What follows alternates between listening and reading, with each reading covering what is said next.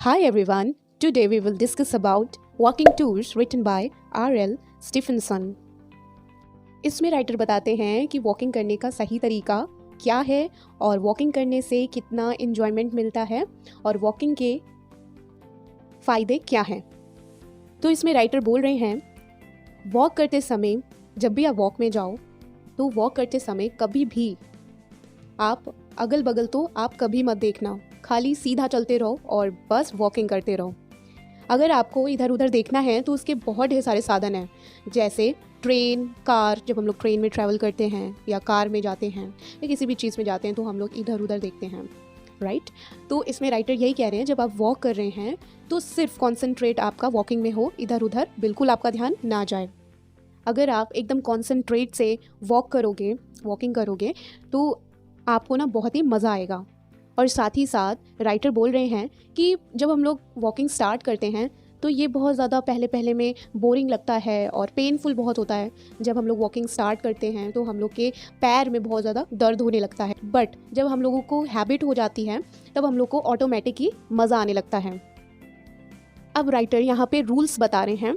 Walk करने के rules क्या हैं कि जब भी आप वॉक करो तो ना ही आप तेज चलो और ना ही बहुत ज़्यादा धीमे चलो, जस्ट नॉर्मल वॉक करो आप। और कभी भी जब भी आप वॉक करो ना तो कभी भी अपने साथ किसी को भी मत लेके जाना, क्योंकि अगर आप किसी को अपने साथ लेके जाओगे तो आप दोनों बातें ही करते रहोगे। अगर आप बातें करते रहोगे तो आप वॉकिंग का मज़ा नहीं ले पाओगे अच्छी तरीके से और नेचर का मज़ा नहीं ले पाओगे आप। तो इसलिए राइटर बोल रहे हैं कि जब भी आप वॉक करो तो नॉर्मल वॉक करो और अपने साथ किसी को भी लेके मत जाओ।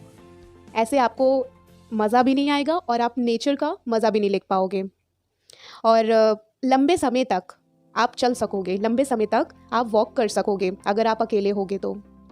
अब राइटर बोल रहे हैं स्टार्टिंग में वॉकिंग बोरिंग और थका देने वाला लगता है और साथ ही साथ ऐसा लगता है जैसे हम लोग के कंधे पे बहुत भारी बैग टंगा हुआ है और वॉक करते समय ऐसा लगता है कि घर भाग जाएं और उस बैग को उतार दें और आराम से सो जाएं। लेकिन जब आपकी आदत बन जाती है वॉक करने की तो आपको बहुत ही ज़्यादा मज़ा आने लगता है। अगर आप एक भी दिन मिस कर दोगे वॉक करना तो आपको लगेगा फालतू में मैं वॉक करने नहीं गया। आपको बहुत ज़्यादा बुरा लगेगा क्योंकि आपकी हैबिट बन चुकी है, इसलिए आपको बुरा लगेगा। और जब आपकी ये हैबिट बन जाएगी तो आपको ऐसा लगेगा ही नहीं कि जैसे आपने भारी सा बैग टांगा हुआ है। अब राइटर बोल रहे हैं वॉक करते समय कभी भी आप ये मत सोचना कि मेरा बिजनेस कैसे चलेगा या दुनिया भर की बातें अपने माइंड में बिल्कुल भी ना चलाना। ऐसा करने से आपकी वॉक ख़राब तो होगी और आपका माइंड भी डिस्टर्ब हो जाएगा। जब भी आप वॉक करें तो एकदम अपने माइंड को फ्री रखें और दुनिया भर की बातें अपने माइंड में आने ना दें और शांति से वॉक करें और नेचर का मज़ा लें। अब राइटर बोल रहे हैं लॉन्ग वॉक के बारे में कि लॉन्ग वॉक तो बहुत ही अच्छा होता है।